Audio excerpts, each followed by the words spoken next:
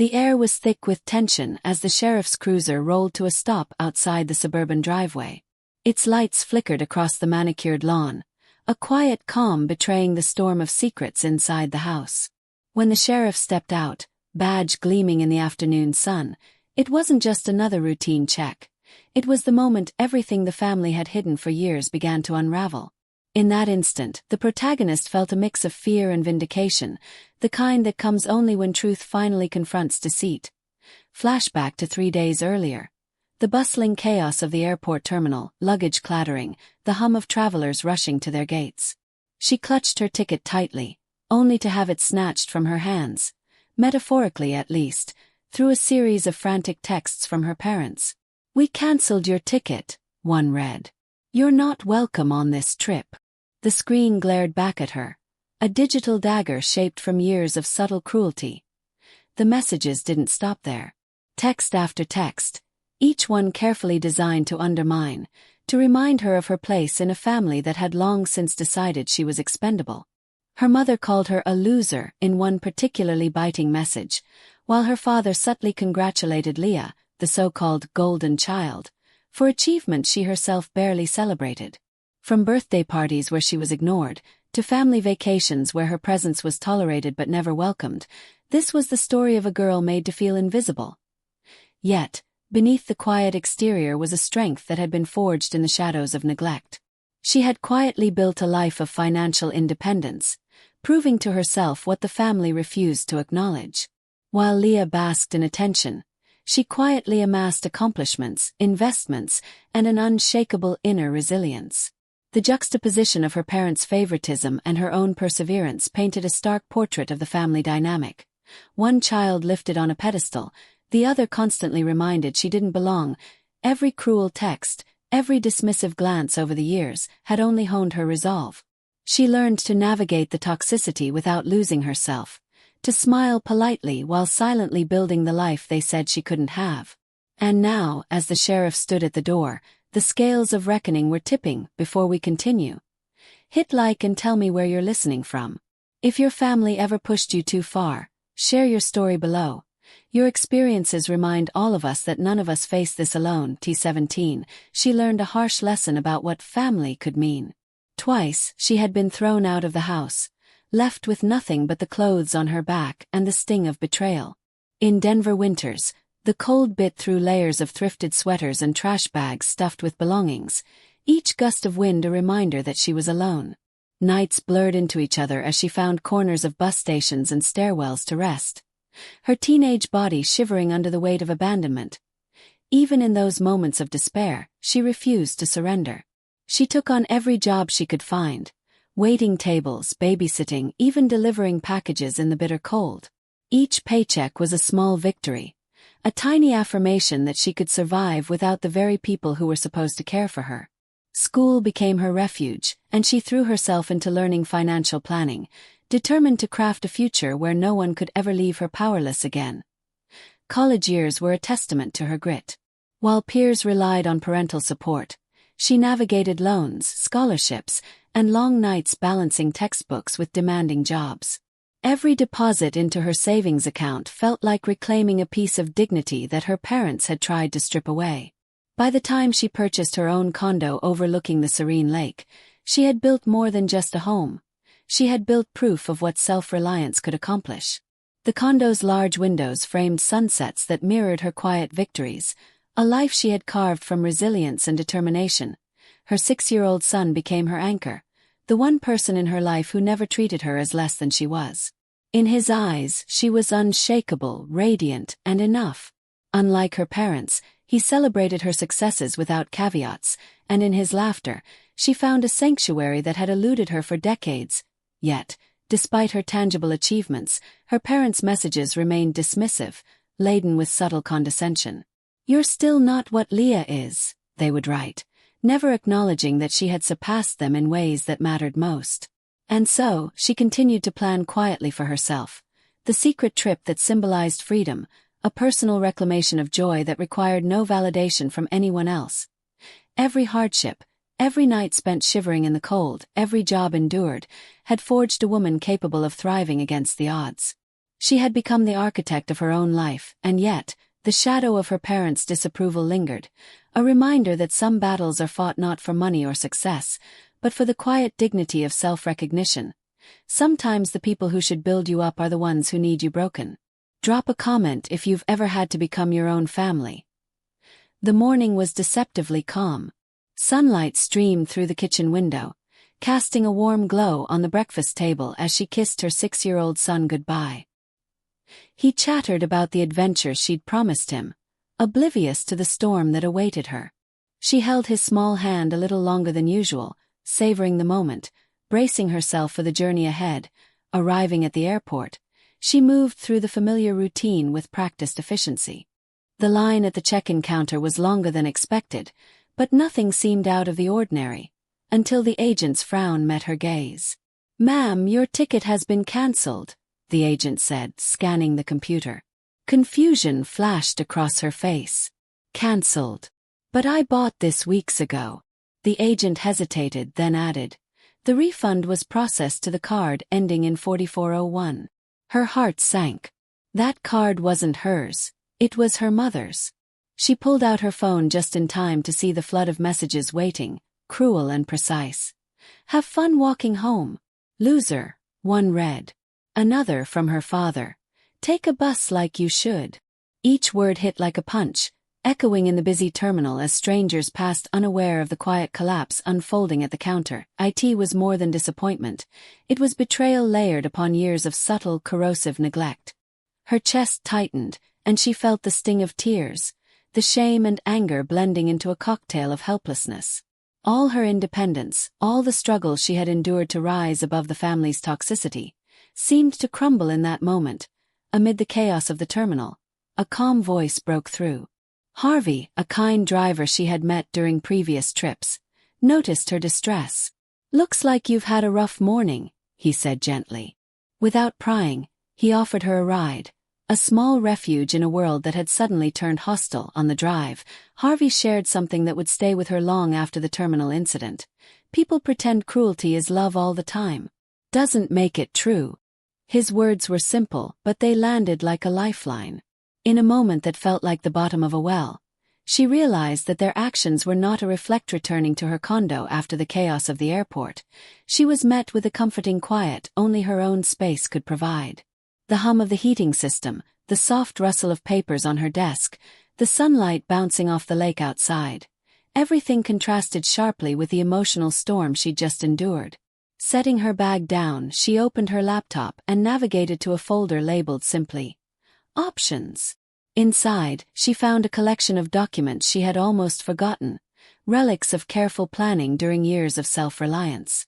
Among them was the revelation that would shift the power in her life entirely. The Elmrook Trust deed. Her eyes widened as she read the details. She had been the legal owner of her parents' house for the past 2 years, completely unbeknownst to them. Their assumption of control over her life now seemed almost laughable in its audacity. Even more, a quick check of payments revealed they were 3 months behind on rent. The discovery alone was empowering, but it was what came next that cemented her decision. She had set up a baby monitor in the house for emergencies, and on a whim, she played a recording from a few months prior. The conversation was stark, chilling in its casual cruelty. Her mother's voice, sharp and deliberate. "Cancel it. Teach her a lesson." Her father chuckling in agreement, plotting together as if her independence and happiness were trivial matters to be managed and manipulated. The tape captured their true nature, the way they had treated her not with concern, but with strategic malice. Sitting back, she realized that all the softness, all the patience and endurance she had cultivated over the years, was not weakness, it had been preparation. Preparation for a moment when she could reclaim control without guilt or fear. She opened a new document and began drafting 3 eviction notices, carefully detailing deadlines, legal requirements, and the formal tone that left no room for argument. Each notice was a statement. She wasn't their scapegoat anymore. She was in charge. The transformation was palpable. Where once she had entered spaces with the tentative caution of someone hoping for approval, she now moved with quiet authority. Softness didn't mean she could be taken advantage of. It meant she understood her strength, her boundaries, and her right to protect her life and her son's. The documents weren't just paper. They were the culmination of years of struggle, resilience, and strategic planning. She leaned back in her chair, a faint smile playing on her lips. This wasn't revenge born from rage. It was justice shaped by intelligence, patience, and self-respect. Her parents would no longer dictate the terms of her life. She wasn't going back as the forgotten daughter. She was going back as the one holding the power. She wasn't going back as their daughter. She was going back as their landlord. Hit subscribe to see how this unfolds. 3 days later, she stepped confidently up to the front door of the house she had once only dreamed of controlling. No knock, no hesitation. This was her property now, and the boundaries she had spent years building would not be ignored. As the door swung open, her mother's face flickered with mild irritation. "Why are you here?" she asked, as though the audacity of her presence were the real offense. Her father smirked from the living room, the familiar edge of mockery in his voice. "Oh, the charity plane must have brought you back," he said, attempting humor at her expense. Leah, lounging on the couch, meticulously filing her nails, offered nothing but a smug glance. The tableau of casual cruelty, of years of dismissal and superiority, filled the room, but this time it would not dominate the narrative calmly. She placed 3 eviction notices on the polished coffee table, the paper crisp and final. Each notice bore her signature and the legal weight of her authority as the homeowner through Elmrook Trust. Their eyes flickered between each other and the documents, disbelief creeping into the edges of their smug composure. "You own this house?" her mother stammered, as if ownership were a magical concept she had never considered possible. The weight of the Elmrook Trust deed, proof of her legal authority, settled heavily into the room. Their shock was palpable. The air seemed to thicken, the certainty of their control unraveling in real time. Then she played the recording she had kept hidden, the damning evidence of their true intentions. The casual cruelty, their deliberate plotting, and the unguarded laughter at her expense filled the house. Words that had haunted her for years now rang back at them, clear and undeniable. Her father's voice rose in panic. "You can't evict your own family." Her response was quiet, controlled, and devastating in its precision. "You already did, twice before I turned 20. The room went silent, the weight of truth pressing down on them. The arrogance, the dismissiveness, the assumption that she would always be the scapegoat. They had counted on her silence, her endurance. But silence had been replaced with strategy. Endurance with action. Leah's smug expression faltered, her perfectly filed nails now trembling slightly as she realized the gravity of the situation. Their carefully constructed hierarchy, built over decades of favoritism and manipulation, had crumbled. The golden child and the dismissive parents were suddenly just ordinary people confronted with consequences they had never imagined. Every footstep she took, every glance she offered, reinforced a new reality. She was no longer the forgotten daughter. She was the architect of the moment, the holder of all the cards, and the one who had quietly planned the reckoning. The transformation was complete. Softness and patience had been her tools, but assertiveness and preparation had won the day. Watch what happens when the forgotten child becomes the one holding all the cards. By the time the sheriff arrived to serve the enforcement notice, the family's protestations had reached a frantic peak. Leah's voice rang out, sharp and incredulous. "You can't kick us out. Have kids. We're a family." The words, meant to manipulate and shame, fell flat against years of calculated preparation. She remained calm, her tone steady and unwavering. "Your kids," she said softly, letting the weight of the memory hang in the air, "made my son sit on the floor at his own birthday party. You ignored him, dismissed him, and minimized him every chance you got. Your family only extends as far as your convenience allows." Her phone buzzed with a payment notification from Leah, a half-hearted attempt to appear compliant, but it did nothing to erase the months of deliberate neglect and financial irresponsibility. Her father, for the first time, looked genuinely unsettled. "Where are we supposed to go?" he asked, a tremor of panic creeping into his voice. She laid out the facts with clinical precision. They had ignored the 60-day notice, were 3 months behind on rent, and had continued behaviors that violated the trust of both the property and the family relationship she had legally documented. Her mother's usual placating words, "Be reasonable," sounded hollow, more a plea for self-preservation than an acknowledgement of wrongdoing. Then she handed the sheriff's document across the table, the final notice already filed, ready for immediate enforcement. The paper's presence was both symbolic and literal. The law, long ignored by them in their attempts to manipulate, now stood firmly on her side. "You have 3 days," she said, letting the gravity of the statement settle into the room. There was no room for argument, no escape from accountability. Her mother's eyes welled with tears, but it was panic, not remorse. She fumbled for words, but the realization that her usual tools of manipulation would no longer work left her powerless. The emotional leverage they had wielded for years had finally been dismantled, replaced by documentation, preparation, and calm authority. In that moment, the quiet strength she had honed over years of hardship crystallized into undeniable control. Years of abuse, dismissal, and manipulation had been met with patience and strategy, and the consequences of their actions were now unavoidable. The family's world, once so carefully constructed to maintain power over her, was collapsing in real time, and she was the steady eye of that storm.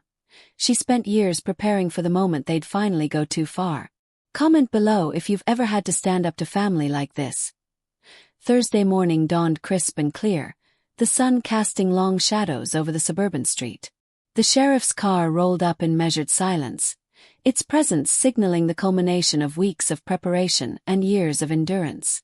Through the windshield, she could see her parents standing at the curb, half-packed boxes scattered around them, faces tight with disbelief inside. The house was quiet but tense, the air thick with unspoken tension. Leah had already fled the night before, arguing with her husband about money and logistics, leaving her parents to face the consequences alone. The sheriff moved calmly, almost methodically, processing each step of the eviction with a professionalism that contrasted sharply against the unraveling of the family's world. There was no yelling, no dramatic confrontation, just quiet, unyielding consequence. Her mother made one last attempt at manipulation, voice trembling slightly. "We're still your parents," she said, a plea wrapped in desperation. Without hesitation, she responded, steady and resolute. "And I'm still the daughter you never protected." As the last box was loaded into the car, she walked through the empty house, her footsteps echoing in the hollow spaces that had once been filled with tension and neglect. On the living room table, she placed a sealed envelope. Inside was a photograph of her and her son, smiling against the backdrop of her lakefront condo. On the back she had written, "This is the family I choose." The photo was both a declaration and a final act of closure, a symbol that the family she now cherished was one she had consciously chosen. Sometimes protecting yourself means walking away from the people who should have protected you first. Driving back to her condo by the lake, the air felt lighter, the still water reflecting the kind of peace she hadn't known in years. She kept the car windows down, letting the breeze carry away the residue of tension from the past weeks. Her son was waiting at the door, and as soon as he saw her, he ran with wide, unrestrained arms. In that moment, his certainty of her presence contrasted sharply with the uncertainty that had plagued her with her parents for so long. Delia's text flashed on her phone, a message that she deliberately chose not to open. It didn't matter anymore. Their words, their approval, or their anger held no power over her peace. She had already reclaimed it, brick by brick, decision by decision. Standing on the balcony overlooking the lake, she reflected on the full arc of her journey, from the cold airport terminal to the calm of her home, from betrayal to discovery, from confrontation to legal enforcement. All the pain, all the late nights working, and all the moments of quiet endurance had culminated in this. A life defined not by neglect but by choice, resilience, and love for herself and her son. "That was enough," she whispered, the affirmation settling deep in her chest. No longer would the version of family imposed by others define her worth or dictate her happiness. She had finally chosen herself, her son, and the family they created together. If you've ever had to reclaim your peace from the people who should have protected it, tell me in the comments. Hit subscribe so you don't miss the next story, because your voice matters and so does your healing.